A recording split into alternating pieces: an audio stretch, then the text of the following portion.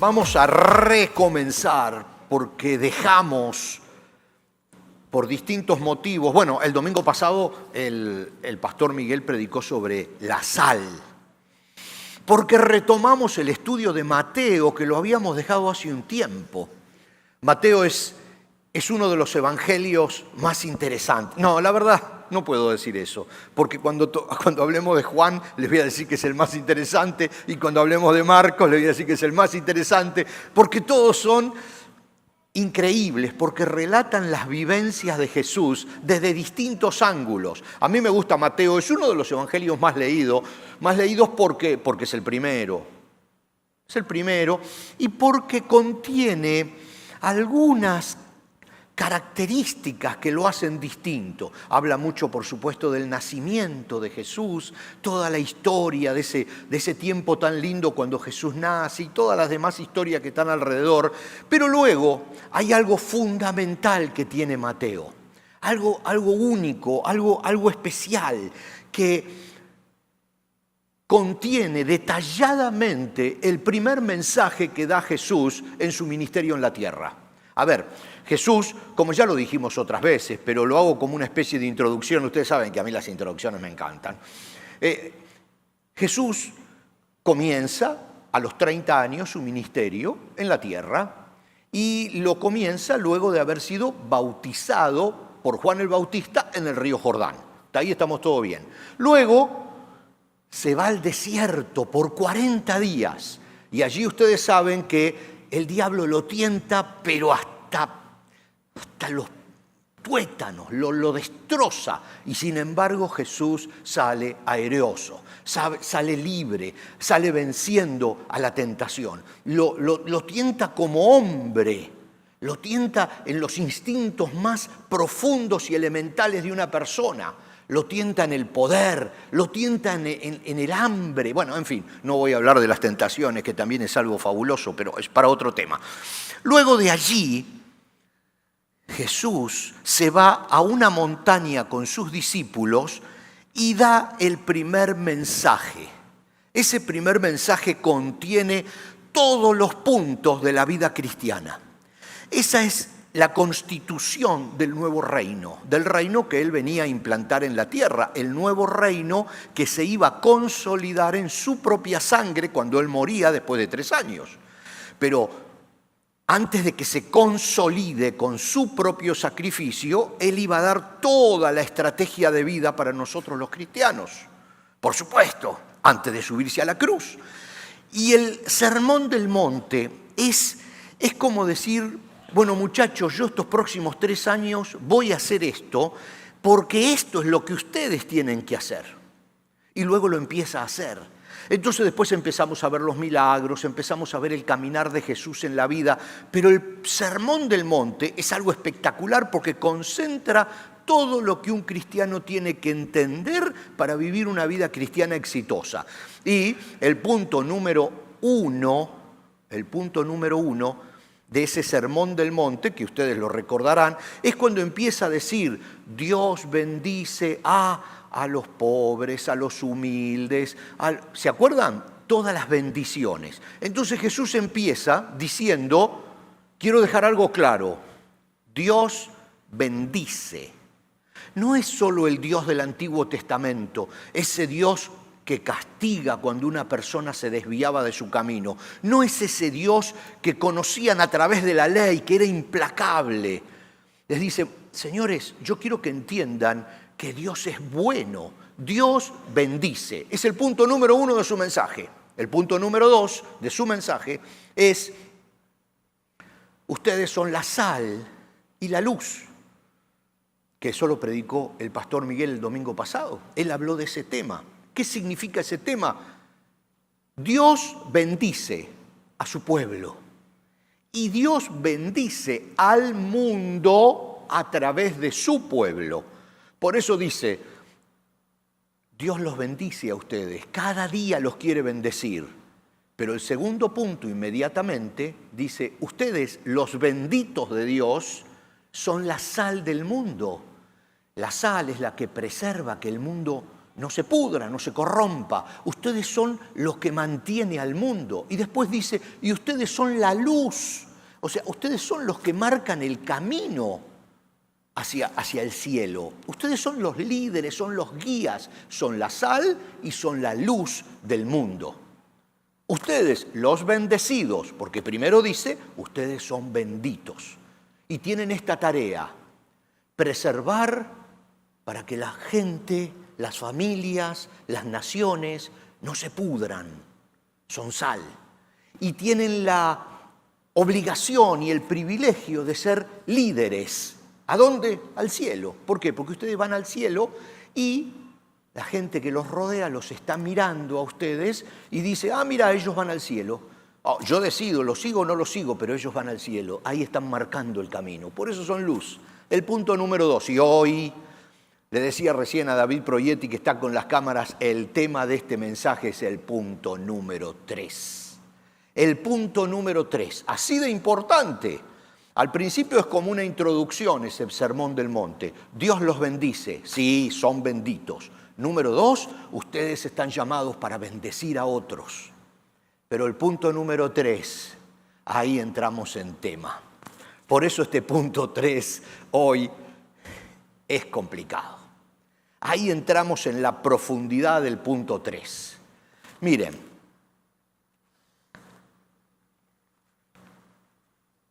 antes de arrancar con el punto 3, el Señor Jesús quiere aclarar algo. Y lo vamos a leer lo que Él quiere aclarar porque conviene que nosotros lo tengamos bien claro también. Mateo 5, 17.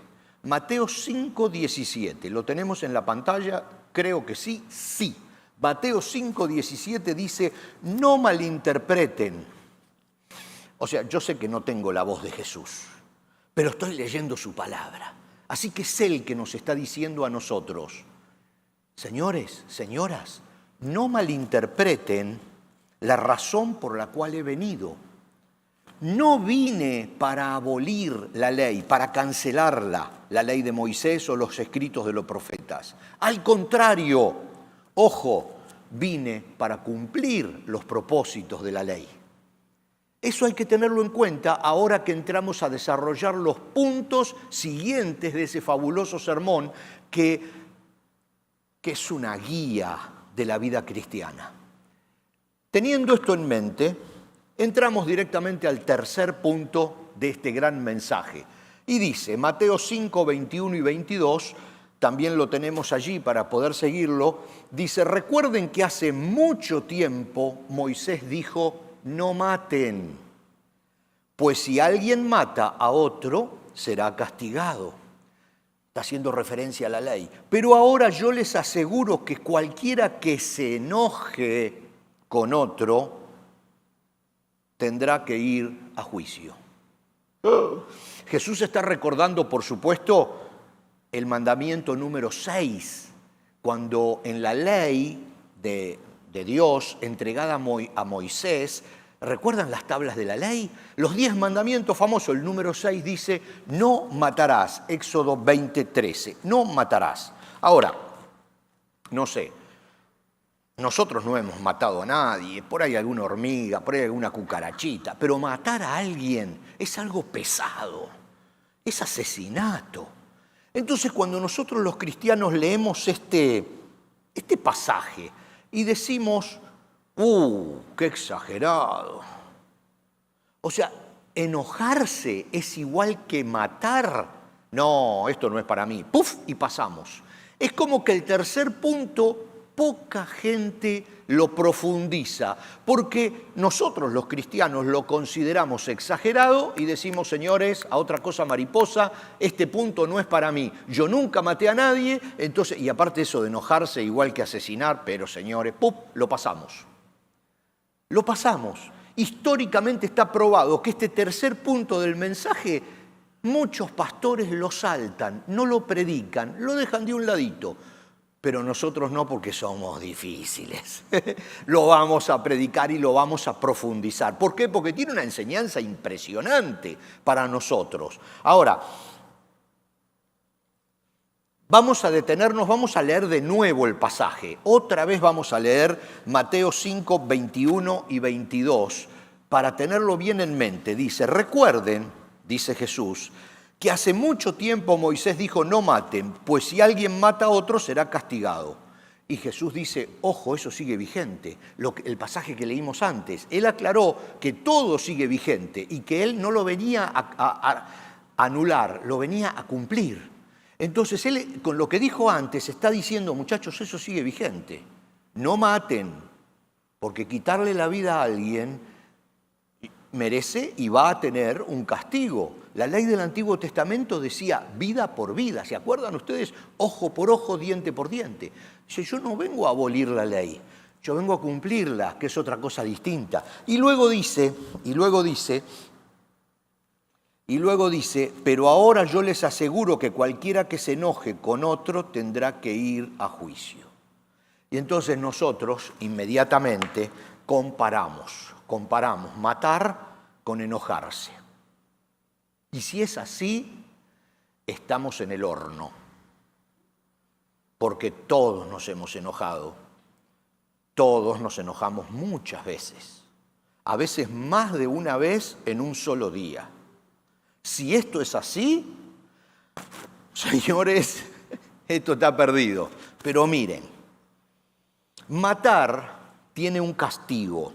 A mí me encanta esta versión de la Biblia que estamos utilizando, que es la Nueva Traducción Viviente, porque para traducirla al español no se tradujo directamente del inglés ni nada. Fueron a los idiomas originales a ver qué quería decir. No solo qué decía literalmente, sino qué quería decir en el contexto en el cual se escribió.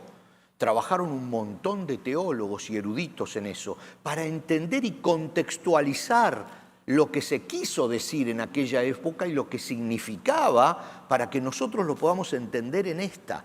Y esta versión de la Nueva Traducción Viviente hace una diferencia que ustedes tienen que notar enseguida. Dice en el pasaje que matar tiene un castigo y enojarse merece un juicio. En un juicio hay que probar algo. Hay que probar qué tipo de enojo fue y qué tipo de castigo merece el tipo de enojo que fue. Ahora, yo sé que la estoy complicando, pero vamos a tratar de descomplicarla un poquito con algunas historias. Hay una historia que es súper famosa en la Biblia, que Jesús se enoja. Bueno, Jesús se enoja varias veces. De hecho, Dios se enoja. De hecho, todos los profetas se enojaron. De hecho, Moisés se enojó un montón de veces.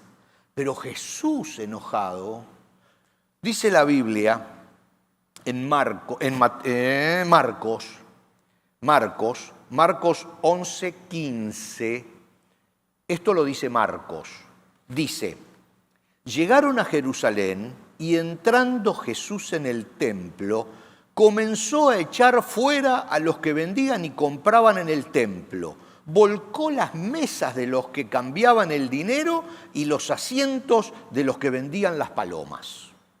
No les voy a leer todo el pasaje, pero resulta que cuando Jesús entra en el templo de Jerusalén, descubre que el templo de Jerusalén era una feria. Y todo el mundo estaba comprando y vendiendo. ¿Y qué vendían? Vendían palomas, vendían para que las personas que quisieran hacer un sacrificio pudieran comprar ahí. Pero lo estaban haciendo dentro del templo. No era nada mal fuera del templo, pero dentro del templo estaban profanando el templo. Entonces Jesús se enoja, agarra un látigo y los saca a todos a latigazos. Siempre pensé que Jesús a veces lo hacen flaquito, chiquitito. Evidentemente, para agarrar un látigo y sacar a vendedores ambulantes dentro de un templo tendría que haber sido un grandote con una espalda así, porque si no lo hubieran molido a golpes, ¿no? Imagínense, ¿saben lo que es mover un vendedor ambulante? ¿Alguna vez intentó echar a un vendedor ambulante? Son de lo peor. Jesús agarró un látigo, volcó las mesas, agarró y sacó a patadas a todos del templo. Claro, por supuesto, estaba respaldado por 12 discípulos que también no eran nene de mamá, ¿no es cierto?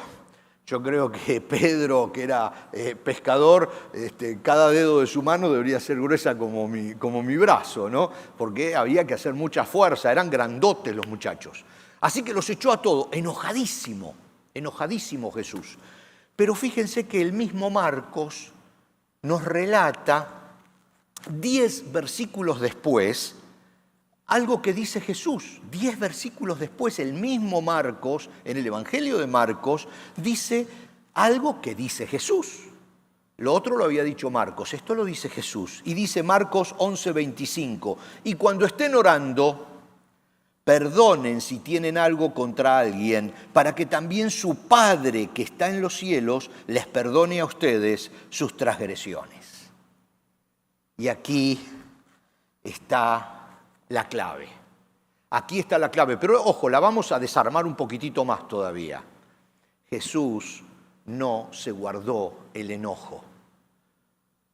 Inmediatamente sucedió eso que se enojó, perdonó. Y le dijo a sus discípulos, ojo, tienen que perdonar, porque si no, Dios no los va a perdonar a ustedes. Ustedes tienen que perdonar a la gente. No se tienen que guardar el enojo. Y aquí está el secreto. Y aquí está el punto. Y aquí está el punto. Ahora, si nosotros vamos a la Biblia, vemos otra historia de Judas. Claro, hay mucha gente que se enojó, como yo les decía recién, pero elegí la de Judas por el final que tuvo. Judas se enojó. Y en Judas 12 nosotros leemos que Jesús llegó a Betania, a la casa de Lázaro, el hombre a quien había resucitado. Ustedes recuerdan que Lázaro y sus hermanas, que eran amigos de Jesús, desde antes de que comenzara a predicar, vivían en una ciudad chiquitita que se llamaba Betania, y bueno, Lázaro se enferma, se muere, llega Jesús 3 días después de que Lázaro había muerto, lo resucita.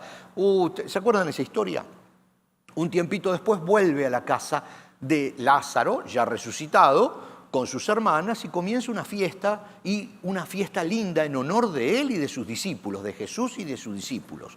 ¿Por qué? Porque había llegado Jesús a la casa de sus amigos y a la casa del resucitado, que estaba desesperado por honrarlo a Jesús. Lo había resucitado, imagínense lo que eso significa. Entonces dice que prepararon una cena en honor de Jesús. Marta servía y Lázaro estaba entre los que comían con él. Entonces María tomó un frasco de medio litro de un costoso perfume preparado con esencia de nardo y le ungió los pies a Jesús y los secó con sus propios cabellos. La casa se llenó de la fragancia del perfume. Esa es una escena muy linda de agradecimiento profundo por haber resucitado a su hermano. Pero estaba Judas ahí, se enojó. Sin embargo, dice la Biblia, Judas Iscariote, el discípulo que pronto lo traicionaría, dijo, este perfume valía el salario de un año, hubiera sido mejor venderlo para dar el dinero a los pobres. Se había enojado y se venía enojando constantemente con las actitudes de Jesús. No soportaba algunas cosas que Jesús hacía porque él tenía otra visión. Jesús le explicaba, Jesús le decía por qué se había hecho eso, incluso aquí se lo explica, pero no entendía, estaba enojado y guardaba el enojo. Por supuesto, ese enojo, cuando nosotros lo vemos en la Biblia, en el libro de Juan, en el Evangelio de Juan, capítulo 12, nos vamos a dar cuenta que ese enojo último, con ese frasco de perfume que valía una fortuna. Yo por ahí tenía, eran como $30.000 que valía ese medio litro de ese perfume costoso, que hay otra historia ahí atrás. Las mujeres judías guardaban perfume durante toda su vida como una manera de ahorrar,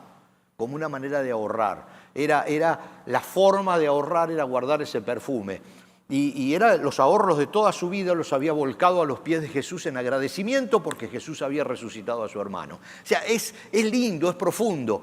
Pero claro, Judas se enoja y cuando uno lee todo el Evangelio de Juan, capítulo 12, ve que ese fue su enojo, el último enojo, la última gota que derramó el vaso.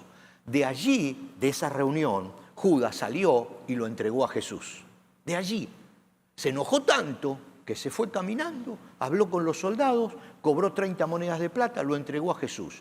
Los acontecimientos se sucedieron, al día siguiente a Jesús lo arrestan, ¿y qué termina? Judas se suicida porque el remordimiento y el peso de lo que había hecho termina destruyendo su propia vida. ¿Qué? El enojo. Job, que es una persona en la Biblia que se podría haber enojado mucho porque sufre mucho sin merecerlo, un tipo que nunca había merecido el sufrimiento y lo tuvo. Eso para cuando uno dice, ¿por qué estaré sufriendo así? No hay un porqué a veces. Nosotros no entendemos los caminos del Señor y no podemos ponerle un porqué a cada cosa que nos pasa. Muchas veces es mejor decir un para qué a un porqué, porque el para qué seguramente va a tener respuesta, el por qué quizás no la tenga nunca. Job,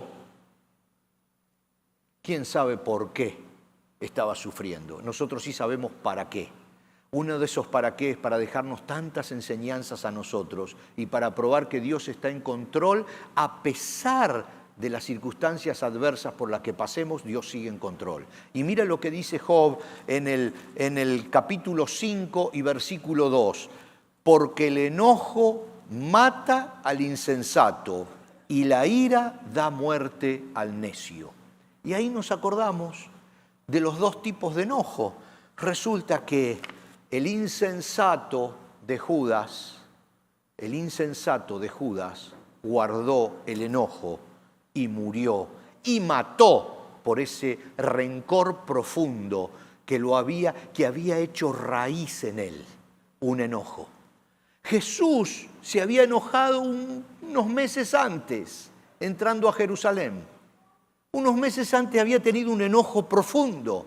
Sin embargo, unos minutos después, para no permitir que el enojo eche raíz, se arrodilló y perdonó. Y se liberó del enojo. ¿Y quedó libre para enojarse de nuevo? No sé, pero al menos ese enojo ya no va a causar raíz, ya no va a echar raíz, porque el enojo cuando echa raíz mata. ¿Qué hace el enojo? Ustedes ahora lo van a ver. ¿Vieron cuando se cae un edificio por una implosión? Lo deben haber visto muchas veces, quizás en YouTube, quizás en alguna película. Estallar hacia adentro. Implosionar significa estallar hacia adentro con violencia de manera súbita, repentina y brusca. Estallar con violencia hacia adentro. El enojo produce una implosión en la vida. Una implosión. Ahora, cuando nosotros estamos alrededor de la persona enojada profundamente, no nos damos cuenta que esa persona está enojada profundamente, porque es una persona como otra. Quizás usted tiene un enojo profundo por algo que le pasó hace 10 años, en la infancia, por algo que le hicieron, tiene un enojo que echó raíces, nadie se dio cuenta, usted solo lo sabe.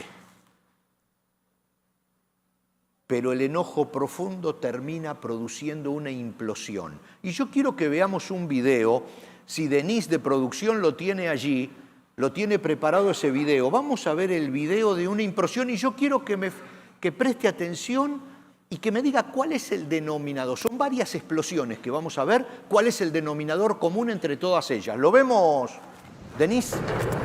Escuche, escuche.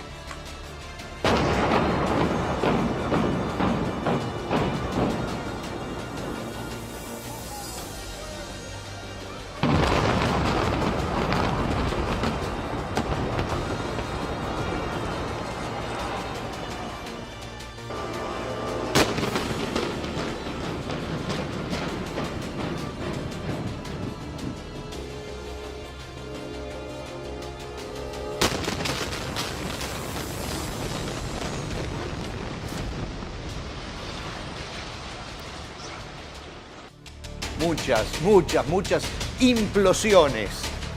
Pero, ¿cuál es el denominador común de todas ellas? A ver.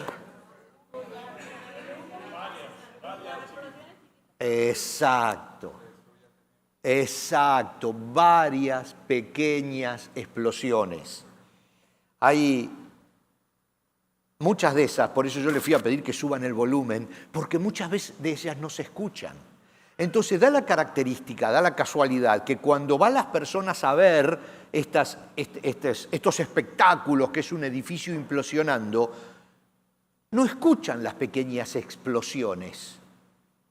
Ven caer en 4 segundos, en 3 segundos, todo un edificio impresionante sobre sí mismo. Pero no ven todas las pequeñas explosiones que hay. Nadie sabe que un equipo grande de ingenieros trabajaron durante 30 días promedio en un edificio de estos, agujereando cada viga, cada columna, los cimientos en la parte de arriba, todo con una estrategia y poniendo pequeñas cargas de dinamita.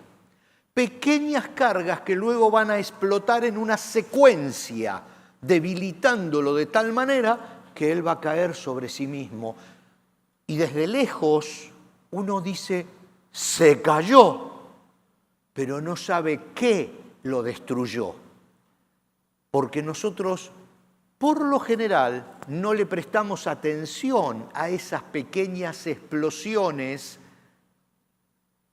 le prestamos atención al hecho final, que el edificio implosionó y se cayó. Y así pasa lo mismo con el enojo. Esas pequeñas cargas de enojo que se van sumando y que van haciendo raíces porque no perdonamos, van sumando pequeñas cargas en nuestra vida, pequeños agujeritos que se van calando en nuestra estructura emocional, en nuestra vida de relación, en nuestra vida de pareja. Son pequeños agujeritos con una pequeña carga que eventualmente ella no puede destruir. No puede destruir una pareja, no puede destruir una familia, no puede destruir una vida, no puede destruir una compañía, un proyecto, una estrategia, no puede destruir nada, esa pequeña carga. Pero cuando esa pequeña carga se suma a otra pequeña carga y a otra pequeña carga y a otra pequeña carga, y ahí aparece el sabio Salomón en la Biblia, y en el libro de Cantares, Cantares 2:15, nos dice, atrapen a las zorras pequeñas que arruinan nuestros viñedos en flor. Sí, yo sé, mucha gente no entiende qué significa esto. Déjenme que se lo explique, por favor. Si usted lo entiende, después por ahí hasta me lo corrige. Pero resulta que cuando hay viñedos, uva, los zorros van y comen las uvas y no hay ningún problema, porque viene un zorro, se come una uva, sale otra. Pero los zorros pequeños no alcanzan las uvas, porque están muy altas. Entonces, ¿sabe qué hace? Rompe la raíz de la planta. Fíjese qué sabio Salomón que dice, préstenle atención a las cosas pequeñas, atrapen a las zorras pequeñas, no le den importancia a las zorras grandes que comen frutos, trabajen sobre las zorras pequeñas que comen el tronco de la planta, que lo rompen. Y dice también el apóstol Santiago 1, 19 y 20, mis amados hermanos, quiero que entiendan lo siguiente, todos ustedes deben ser rápidos para escuchar, lentos para hablar y lentos para enojarse. El enojo humano no produce la rectitud que Dios desea. Estoy leyendo la Biblia y tienen los pasajes bíblicos. Revísenlos en sus casas. El tema del enojo es algo profundo. Dice, quiero que entiendan, dice el apóstol Santiago, todos ustedes deben ser rápidos para escuchar, lentos para hablar y lentos para enojarse.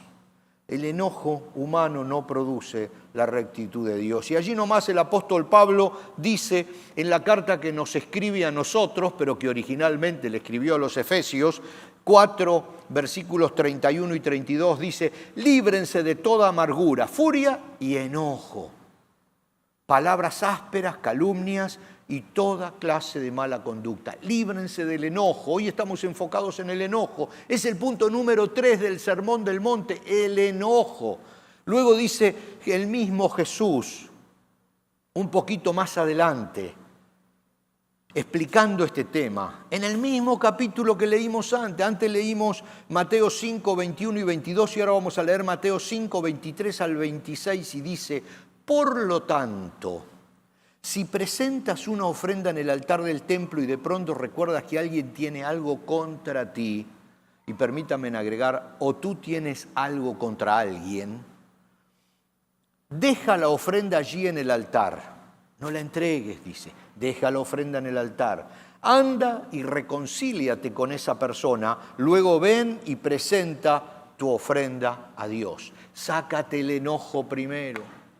Soluciona el problema primero. ¿Por qué? Porque una ofrenda a Dios, un servicio a Dios, una obra de amor al prójimo, todo lo que puedas hacer bueno en la vida, si tienes un enojo profundo de hace muchos años o de la semana pasada, no sirve para nada. Significa borrar con el codo lo que escribiste con la mano. ¿Conocen ese dicho, verdad? Si tienes un enojo que puede venir de décadas, lastimaduras de la infancia incluso, y haces algo bueno, desde arriba están diciendo: no vale de mucho, estás borrando con el codo lo que estás escribiendo con la mano, porque el enojo no te deja vivir, el enojo no te deja relacionarte con Dios. Y permítanme, como último, 2 pasajes enganchados. Pasajes enganchados, uno detrás del otro, porque parece como que... Pero uno lo escribió el apóstol Pablo y el otro... No, bueno, sí, uno lo escribió el apóstol Pablo y el otro no lo escribió Jesús, pero lo dijo Jesús y alguien lo escribió. Dice Efesios 4:26 y Marcos 11:25. Se los leo los dos juntos. No pequen al dejar que el enojo los controle, dice el apóstol Pablo. No pequen a dejar que el enojo los controle. No permitan que el sol se ponga mientras sigan enojados. Que no pase ese día. Perdonen si tienen algo contra alguien, para que también su Padre que está en los cielos les perdone a ustedes sus transgresiones. Miren qué fácil. ¿Por qué Jesús dice que si guardan un enojo van a tener que ir a juicio? Porque sí, es correcto, es correcto. Tarde o temprano, ese enojo te va a hacer implosionar. Nadie lo va a ver, solamente van a ver tu caída, no van a ver el proceso de la caída, no van a ver la carga en las vigas, en los cimientos, en la personalidad, en la estructura, en los pensamientos, en la manera de hablar, pero en un determinado momento todo se viene abajo. Y uno dice: ¿por qué se vino abajo? ¿Qué pasó? ¿Hubo un huracán? No. ¿Qué pasó? ¿Hubo un terremoto? No. ¿Qué pasó? Nada, se cayó. Dice: hasta ayer estaba con nosotros en la iglesia y ahora está preso. ¿Qué pasó? Nada. Pequeñas cargas explosivas en la vida que fueron detonando en un momento y esa vida implosionó. ¿Qué pasó con Judas? ¿Qué pasó? Pobre tipo, terminó incluso quitándose su propia vida. Es el límite máximo del error humano. Máximo, llegó a lo peor de lo peor, a atacar su propia vida. ¿Por qué? Porque un enojo profundo no fue curado a tiempo. ¿Cuándo es el tiempo de curar un enojo? Antes de que el sol se ponga. Eso significa simplemente: te enojaste hoy, antes de dormir pedí perdón. Ojo, a veces no es necesario pedirle perdón a otra persona. A veces es necesario pedirle perdón a Dios y perdonarse uno mismo. Y decir: listo, yo ya lo perdoné. Me hizo un daño, Ojalá algún día lo podamos aclarar, me lastimó, ojalá algún día lo podamos aclarar. Esto se da mucho en las parejas, en los divorcios. A veces no se pueden aclarar esas cosas, pero uno dice, Señor, mi enojo te lo dejo en tus manos. Mira, todo ese resentimiento, listo, ya está, fue, lo dejo en tus manos. Perdono, perdóname, me perdono y a otra cosa mariposa. Que no se ponga el sol sobre vuestro enojo y como dice la Biblia, no quedarás sujeto a juicio. Esa palabra es tremenda, ¿eh? Les recuerdo que el primer versículo que leímos Jesús decía, no maten porque serán castigados, no se enojen porque irán a juicio. Y se está refiriendo a ese enojo que termina destruyéndonos, termina lastimándonos. Así que bueno, si piensas que este es el momento que debes pedir perdón y salir del enojo, sí, definitivamente, este es el momento. Es un momento que Dios puso para nosotros, a través de este pasaje que venimos leyendo cada día, que venimos siguiendo cada domingo, que es el Evangelio de Mateo. Llegó el punto del perdón, de la solución de los conflictos. No es necesario, ojalá, ir y pedir perdón o ir y decirle a la otra persona, yo te perdono. Lo primero, lo más importante, es uno perdonar y uno olvidar y entregar todas esas cargas en el Señor y volver a ponerse de pie y seguir adelante y mojar esa pólvora que está en la estructura de nuestra vida. Yo quiero invitarles hoy a que nos pongamos todos de pie, por favor. Y vamos a tener un momento de reflexión, de oración. Cada uno conoce su vida.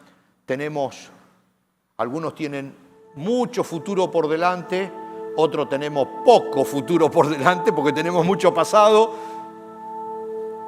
pero cada uno conoce su vida.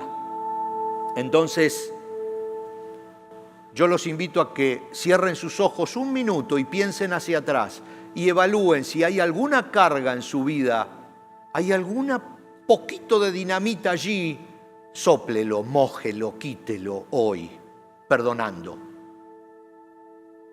No es necesario llegar ante el juez, no es necesario implosionar si hoy perdonamos. Perdonar nos ayuda a nosotros, nunca a la otra persona. No piense que si perdona está diciendo que lo que la otra persona hizo está bien. No, perdonar es quitarse una carga. No estamos hablando de la carga en sí, sino de sacársela de encima.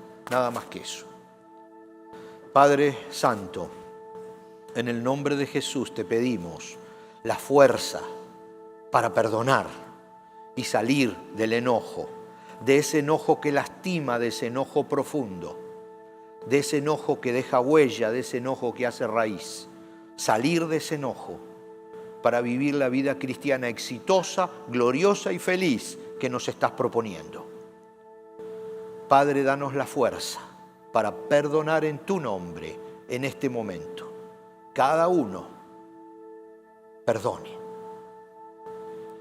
Y dile a Dios, yo perdono a esa persona que me lastimó y yo te entrego la carga explosiva, te la entrego a ti, porque no quiero que esa pequeña carga, aunque quizás es muy pequeña, termine destruyéndome. Perdono, en el nombre de Jesús perdono.